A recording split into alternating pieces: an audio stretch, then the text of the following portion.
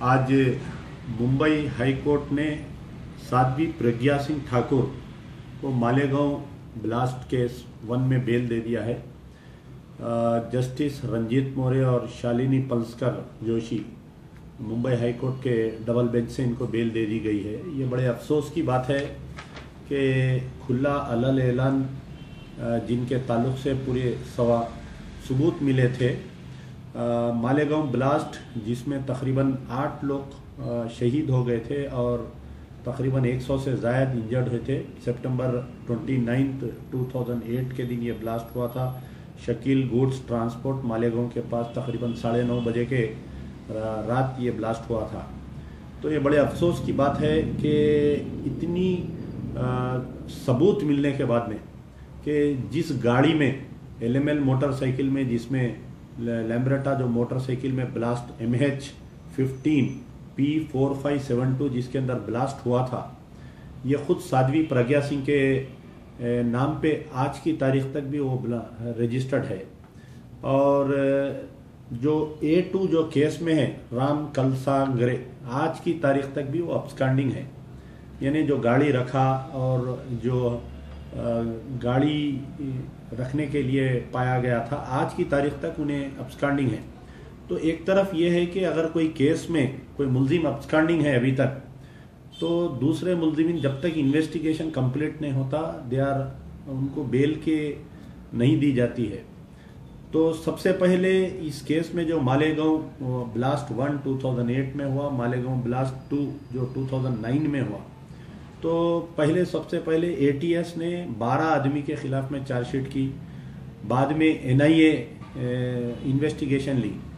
जब से नरेंद्र मोदी की गवर्नमेंट आई तो NIA इसके अंदर इस केस में क्या किए कि एक एक्स्ट्रा चार्जशीट डाले ये लोग, सप्लीमेंट्री चार्जशीट, जिसके अंदर ये लोग साध्वी प्रज्ञा सिंह ठाकुर को एक्सोनरेटिंग हर ऑफ ऑल चार्जेस, पूरे चार्जेस से इसको निकाल दिए।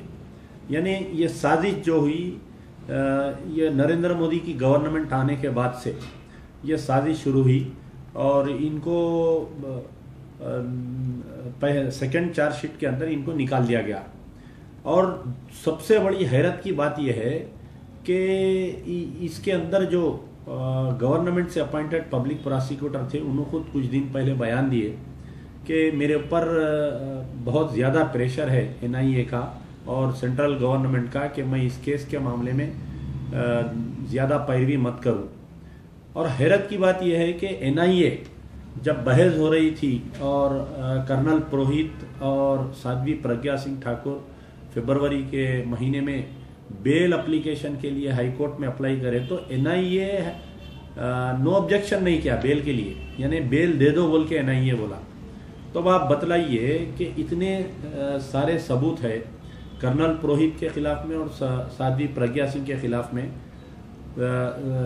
साध्वी प्रज्ञा सिंह की मोटरसाइकिल गटी और उसके बाद में कर्नल पुरोहित की तरफ से जो 2002 से लेके 2004 तक जो RDX सीज किया गया था, वो RDX आर्मी के रिकॉर्ड में नहीं बतलाकर वो RDX इसके अंदर यूज किया गया। तो ये हमारा डाउट है कि जो आपके निसार बिलाल, एक वन ऑफ दी जो ब्लास्ट विक्टिम है, उनके जो वकील BA देसाई ने वो एक बेहतरीन एविडेंसेस दिए थे इनके खिलाफ में।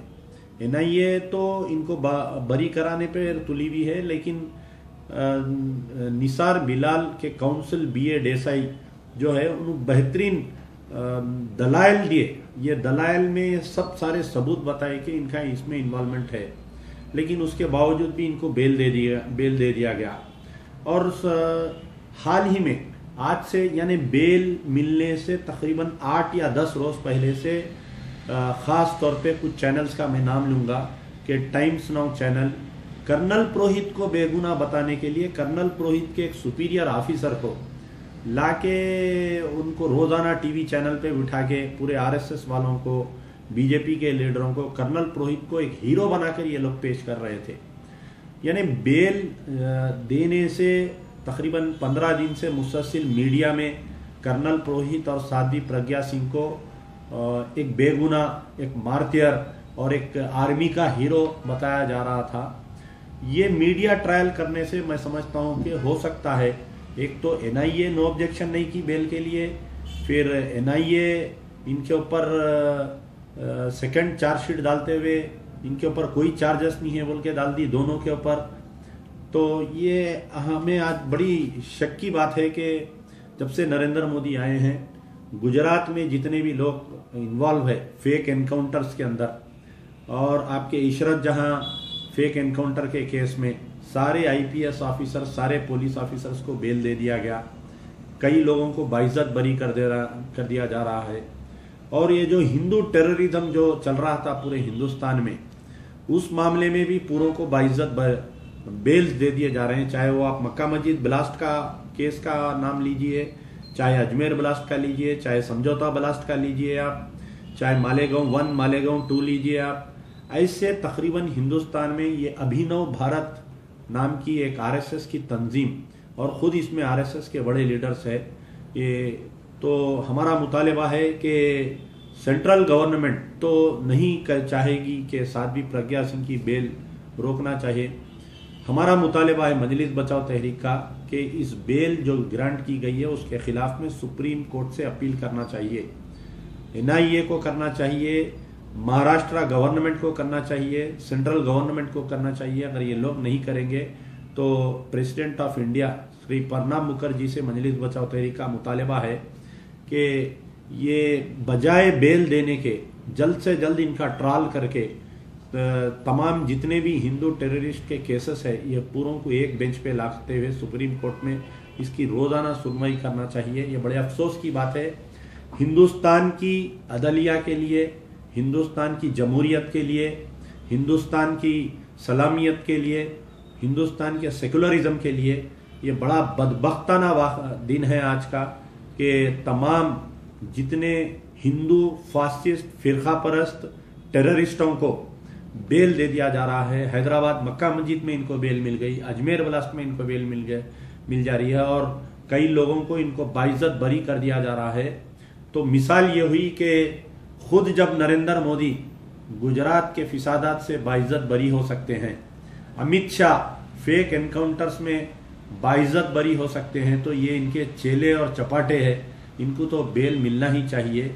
तो आज हिंदुस्तान का सेकुलरिज्म सवाल कर रहा है ये तमाम फिरका परस्तों से और वो मीडिया चैनलों से जो कल तक साध्वी प्रज्ञा सिंह को और कर्नल पुरोहित को एक आर्मी का हीरो बनाकर और एक मजलूम खवातीन बनाकर पेश कर रहे थे। हम मजलिस बचाओ तहरीक सख्ती से इसकी निंदा करती है जो बेल दिया गया है। ये बड़े दुख और अफसोस के साथ हमें कहना पड़ रहा है